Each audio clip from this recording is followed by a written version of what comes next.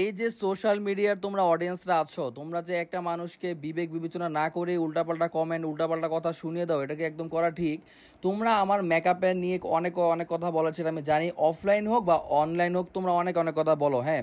তো তোমরা যেহেতু আমার মেকআপের ফিনিশিং এতই ভালো দেখার শখ, তোমরা অবশ্যই আমার যে পিকচারগুলো আপলোড করা হয় পেজের মধ্যে, তোমরা কিন্তু আমার সকল রিভিউ একটা জনও ভালো মতো দেখো না। মানে দেখো, কিছু সংখ্যক লোক আছে বা সবাই কিন্তু আমার ফুল রিভিউ দেখে না।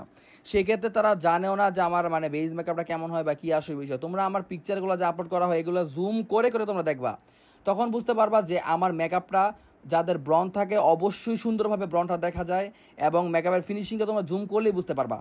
তোমরা কিন্তু আমার ফুল মেকআপ আর একদমই কেউ দেখো না, বুঝছো? এটা দেখবা। আর যেই ভিডিওটা ভালো একটা ভিউয়ার্স হয়, মাশাআল্লাহ সুন্দর মেকআপ হয়, সেগুলো তোমরা দেখো, কিন্তু ফুল রিভিউ কিন্তু একদমই দেখো না।